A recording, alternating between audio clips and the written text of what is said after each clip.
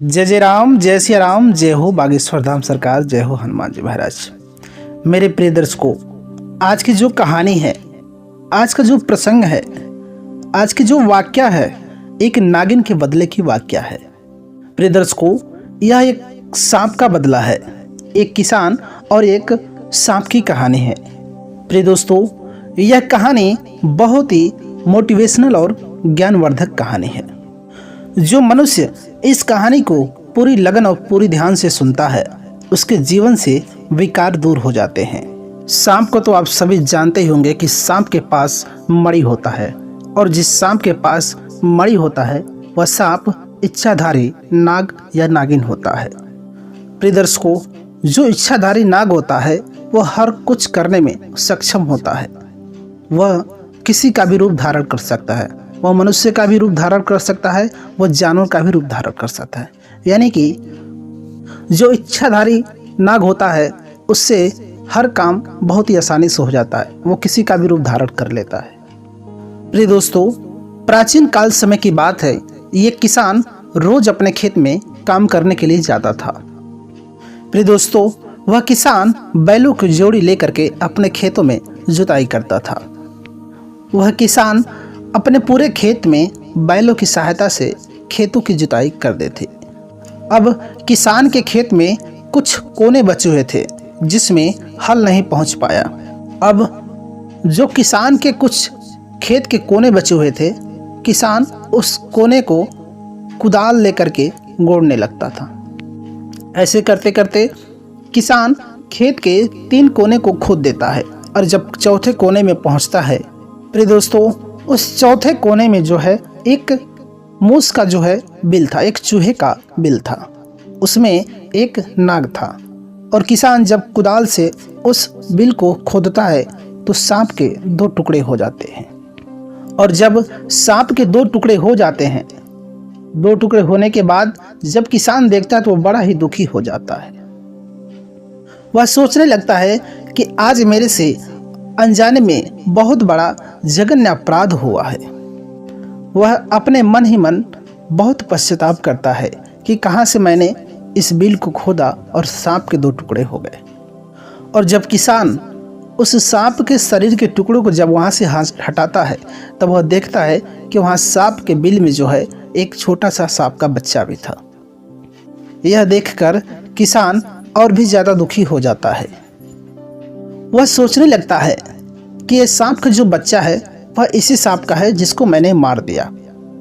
अब इस सांप के बच्चे का पालन पोषण कौन करेगा? उसके मन में बहुत बड़ी दुख होती है कि मेरी वजह से इस सांप के पिता के सर का साया उठ गया है। यानी कि मैंने इसके पिता को मार दिया है और इसके सर से इसके पिता का साया उठ गया है। इसलिए मैं ये प्रतिज्ञा लेता हूँ, इस सांप के बच्चे को अपने बच्चे की तरह लालन पालन करूँगा, अपने बच्चे की तरह इसकी सेवा सत्कार करूँगा, इसका पालन पोषण करूँगा। यही सोचकर वह किसान उस सांप के बच्चे को अपने घर लेकर के आता है। उसे घर लाने के बाद अपनी पत्नी से कहता है कि हे प्रिय, यह सांप का बच्चा है और इसका पिता जो है मेरे हाथों मारा गया है। इसलिए अपने गलती के पश्चाताप करने के लिए इस सांप के बच्चे को मैं अपने घर लेकर के आया हूँ, और इसका लालन पालन हम अपने पुत्र के भांति करेंगे। प्रिय दर्शकों, उस किसान का भी एक छोटा सा बच्चा था, उसका भी एक छोटा पुत्र था जो बहुत छोटा था। प्रिय दर्शकों, अब किसान की पत्नी भी उस किसान के बातों को मान लेती है, क्योंकि उस किसान की पत्नी उस किसान की तरह भोली भाली बहुत सीधी थी। तो जैसे किसान कहता है, उस किसान की पत्नी मान लेती है और कहती है, ठीक है पिया जी, एक तो हमारा स्वयं का पुत्र है और दूसरा यह सांप का पुत्र है।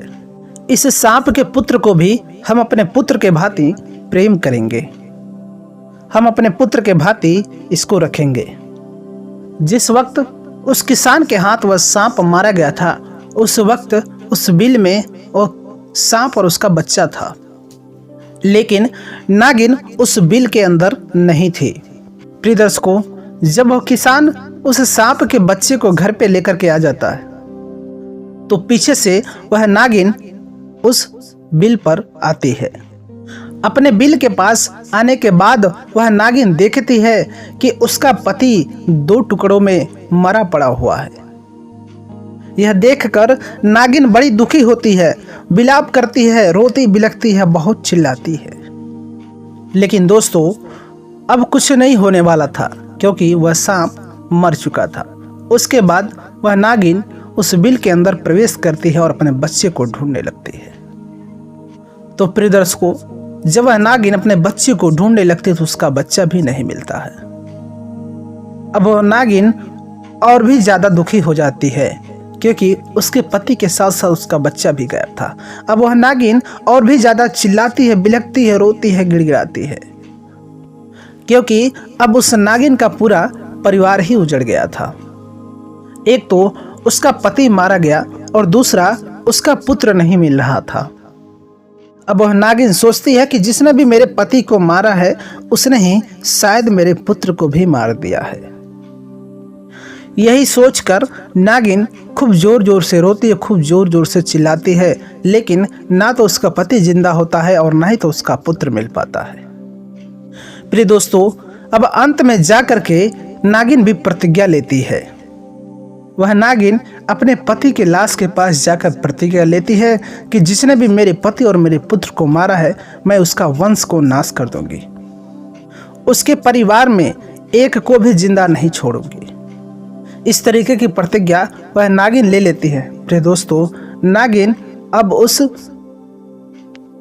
कि मेरे पति और पुत्र का हत्यारा कौन है, उसका कातिल कौन है, इस तलाश में नागिन लग जाती है। अब दूसरे दिन किसान फिर से अपने खेत में जाता है और बचे हुए ज़मीन को फिर से खोदने लगता है।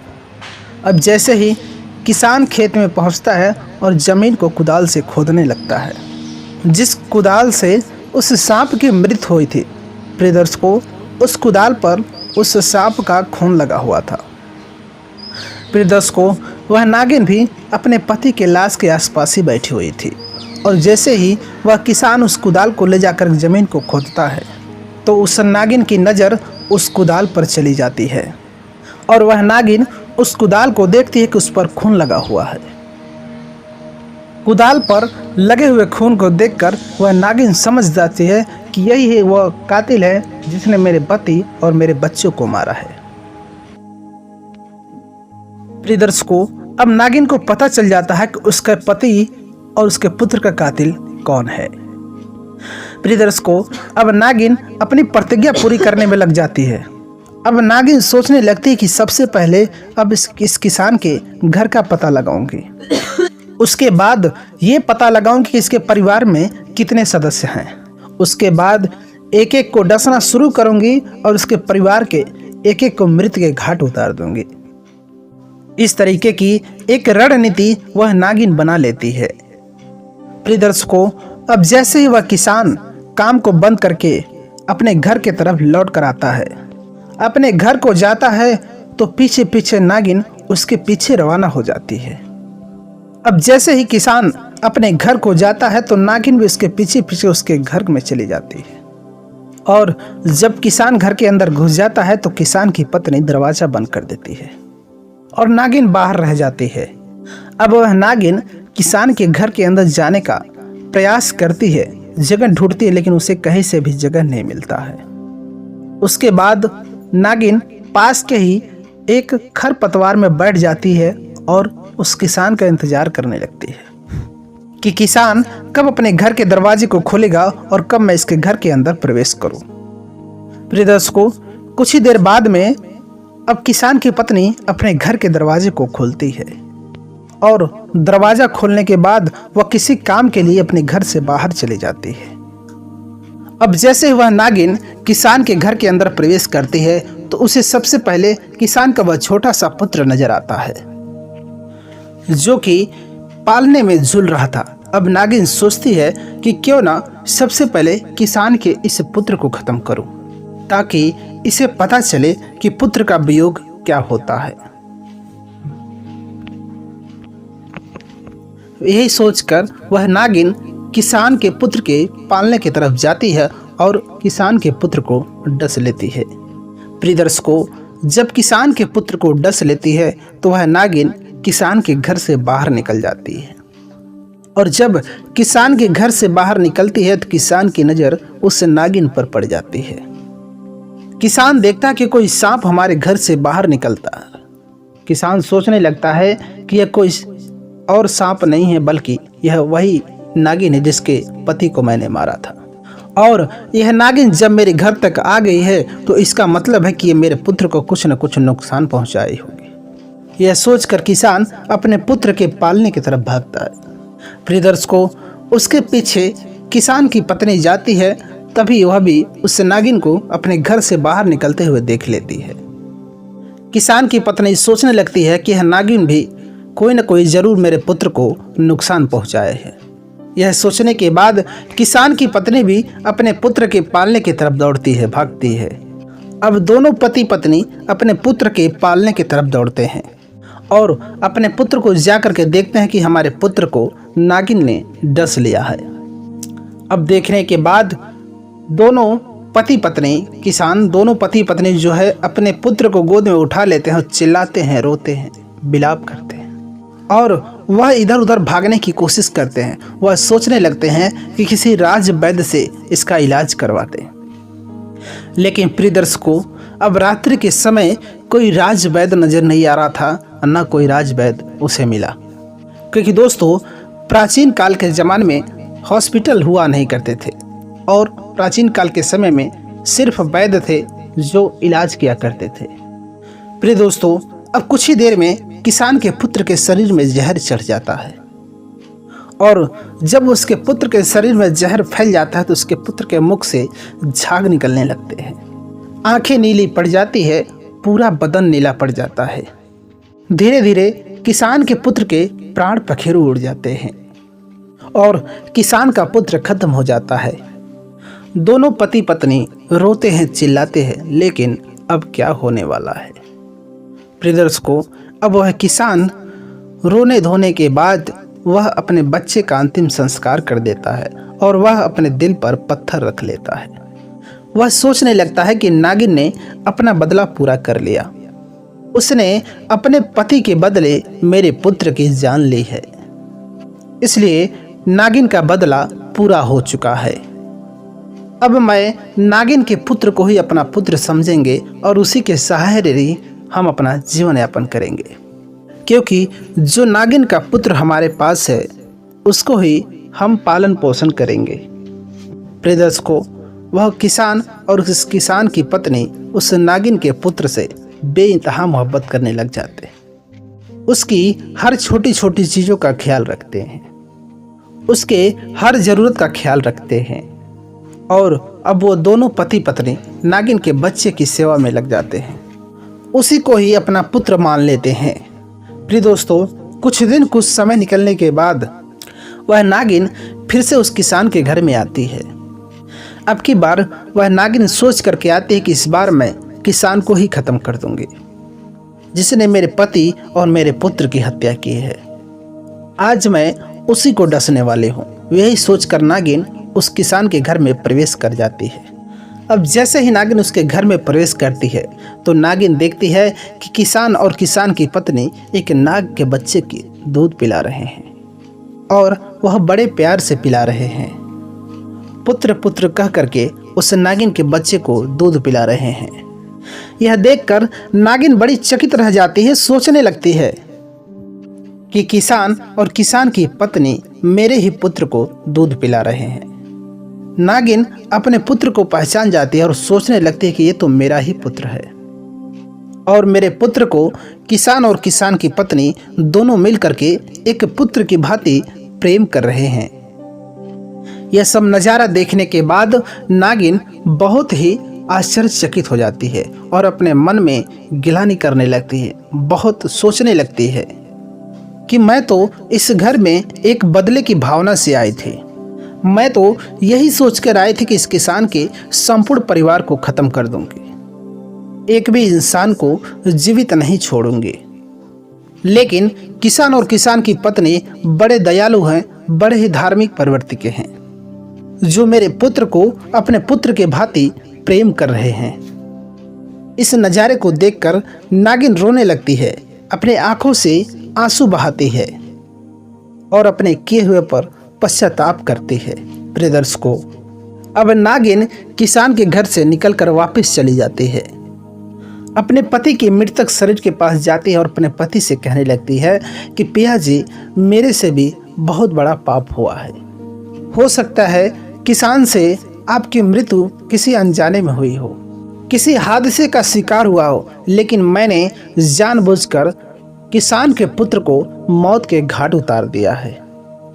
इस बात को सोच करके मुझे बहुत ही गिलानी हो रही है और किसान की पत्नी बड़े ही धार्मिक प्रवृत्ति के हैं, जो कि हमारे पुत्र को अपने पुत्र के भांति प्रेम कर रहे हैं। प्रिय दर्शकों, अब वो नागिन बड़ा पश्चाताप करती है, रोती है, चिल्लाती है और अपने किए हुए अपराध का पश्चाताप करती है। और अब 1-2 दिन बाद में फिर से वह नागिन किसान के घर में जाती है। अब वह नागिन यह सोच करके जाती है कि वास्तविकता में किसान और किसान की पत्नी मेरे पुत्र से प्रेम करते हैं या फिर कोई ड्रामा करते हैं। तो प्रिय दर्शकों, वह जा करके देखती है कि किसान और किसान की पत्नी वास्तविक में इस तरह से बातें करते हैं कि हमारे तो कोई पुत्र है नहीं, हमारा तो एक पुत्र था, वो खत्म हो गया है। अब हमारा पुत्र सिर्फ और सिर्फ यह नागिन का बच्चा है, यही हमारा पुत्र है और इसी के सहारे ही हम हमारा जीवन व्यतीत करेंगे। इस बात को सुन करके नागिन बड़ी आश्चर्यचकित हो जाती है और नागिन को यह विश्वास हो जाता है कि किसान मेरे पुत्र से बेइंतहा मोहब्बत करते हैं, अपने पुत्र के भांति मेरे पुत्र से वह प्रेम करते हैं। प्रिय दर्शकों, अब वह नागिन अपने गलती का पश्चाताप करने के लिए सोचने लगती है कि मैंने इनके पुत्र को खत्म किया है, और अपने पाप का पश्चाताप करने के लिए नागिन दौड़े दौड़े भगवान भोलेनाथ के मंदिर जाती है और भोलेनाथ का परिक्रमा करती है। प्रिय दर्शकों, ऐसा कहा जाता है कि नाग और नागिन भगवान भोलेनाथ के परम भक्त होते हैं और नाग और नागिन जब दिल से भोलेनाथ से कुछ मांगते हैं तो देव आदिदेव महादेव नाग और नागिन के इच्छा की पूर्ति कर देते हैं। प्रिय दर्शकों, अब वह नागिन भोलेनाथ की पूजा शुरू कर देती है, भोलेनाथ की सेवा शुरू कर देती है। वह नागिन भगवान भोलेनाथ से बस एक ही चीज़ मांगती है कि हे प्रभु, मैंने जाने अनजाने में किसान के पुत्र को खत्म कर दिया है, मौत के घाट उतार दिया है, और मैं चाहती हूँ कि उस किसान को किसी भी तरीके से एक पुत्र की प्राप्ति हो। प्रिय दर्शकों, उस नागिन के भक्ति से खुश होकर के भगवान भोलेनाथ उस नागिन के पुकार को सुन लेते हैं। कुछ दिन के बाद में एक ब्राह्मण पति और पत्नी एक बच्चे को लेकर के दौड़ते हुए उस किसान के घर लेकर के आते हैं और उस किसान से कहते हैं कि भैया, कुछ गुंडे हमारे पीछे पड़े हुए हैं, वो लोग हमारे पुत्र को मारना चाहते हैं, इसलिए हम चाहते कि हमारे पुत्र का किसी भी तरीके से प्राण बच जाए, इसलिए कुछ देर के लिए आप हमारे पुत्र को संभाल लीजिए। प्रिय दोस्तों, यह कहकर पंडित और पंडिताइन दोनों लोग उस पुत्र को उस किसान के गोद में रख देते हैं और वहां से तुरंत भाग जाते हैं। प्रिय दर्शकों, किसान और किसान की पत्नी पंडित और पंडिताइन की पुत्र को गोद में ले लेते हैं और अपने मकान के अंदर चले जाते हैं। प्रिय दोस्तों, अब वो किसान दूसरे दिन जब खेत में काम करने जाता है तो वह देखता है कि पंडित और पंडिताइन दोनों मरे हुए पड़े थे। यह देखकर किसान बड़ा दुखी होता है। वह सोचने लगता है, जिस पंडित और पंडिताइन ने हमें पुत्र दिया है वो लोग यहाँ मरे पड़े हुए हैं। तो वह किसान अब पंडित और पंडिताइन का दाह संस्कार, अंतिम संस्कार कर देता है। उसके बाद किसान और किसान की पत्नी उस पंडित के पुत्र का ही पालन पोषण करते हैं और उसे अपना पुत्र मानते हैं। प्रिय दर्शकों, अब एक दिन नागिन उस किसान के घर में आती है और किसान वो दोनों पुत्रों को खिला रहा था, यानी कि सांप के पुत्र को भी खिला रहा था और पंडित के पुत्र को भी खिला रहा था। उसी समय नागिन किसान के घर में पहुंच जाती है और यह नज़ारा देखकर वह बहुत ही खुश होती है। उसके अंदर बहुत ही प्रसन्नता आ जाती है उस बच्चों को खिलाते हुए देखकर। नागिन सोचने लगती है कि किसान वास्तविकता में धर्मात्मा आदमी है, वह बहुत ही पुण्य आत्मा है। यही सोचकर नागिन वहां से वापस लौटने लगती है और नागिन के मन में ख्याल आता है कि अब मेरी जीने की कोई इच्छा नहीं है। प्रिय दर्शकों, उस नागिन के पास में एक नागमणि थी। अब वह नागिन धीरे धीरे उस किसान के पास जाती है और नागिन का रूप धारण करती है। नागिन का रूप धारण करने के बाद उस किसान से कहती है, और नागिन उस किसान से कहती है कि हे किसान, मैं तुम्हें एक चीज़ देने आई हूँ, इस चीज़ को तुम संभाल करके रखना और ये चीज़ तुम्हारे घर में रहना चाहिए। इस चीज़ को कभी किसी को मत देना, भूल कर भी कभी किसी अन्य व्यक्ति को मत देना। प्रिय दर्शकों, तब वह नागिन उस किसान को अपनी नागमणि दे देती है। नागमणि देने के बाद किसान के घर से बाहर निकलते ही वो फिर से नागिन बन जाती है। लेकिन वह नागिन फिर स्त्री के रूप में आकर के उस किसान के घर में जाती है, कहती है इस पुत्र का ख्याल रखना। लेकिन वह नागिन कहती है कि देखो, मेरे पुत्र का बहुत ही अच्छे से ख्याल रखना, लेकिन इसके ऊपर बहुत ज़्यादा विश्वास नहीं करना, क्योंकि मेरी प्रजाति पर बहुत ज़्यादा विश्वास नहीं करना चाहिए। इसलिए मेरे पुत्र पर इतना ज़्यादा विश्वास भी मत करना। अब मेरा पुत्र स्वयं की रक्षा करने में सक्षम है, अब यह बड़ा हो चुका है। यदि मेरा पुत्र भविष्य में तुम्हारे साथ कभी गलत करता है तो तुम्हारे पास नागमणि है। जब भी मेरा पुत्र गलती से किसी को डसे तो इस नागमणि को उस स्थान पर रख देना जिस किसी को मेरा पुत्र डसता है, यानी कि नाग डसता है। इसको रखने मात्र से तुरंत उसका जहर खत्म हो जाएगा और वह व्यक्ति जो है बच जाएगा। प्रिय दर्शकों, यह कहकर नागिन वापिस उस किसान के घर से चली जाती है और अपने पति के पास जाकर के भगवान भोलेनाथ का आराधना करते हुए अपने प्राणों को त्याग देती है। उसके बाद किसान नाग और नागिन दोनों का ही दाह संस्कार कर देते हैं। प्रिय दोस्तों, इस प्रकार से उस किसान का पूरा परिवार संपूर्ण हुआ।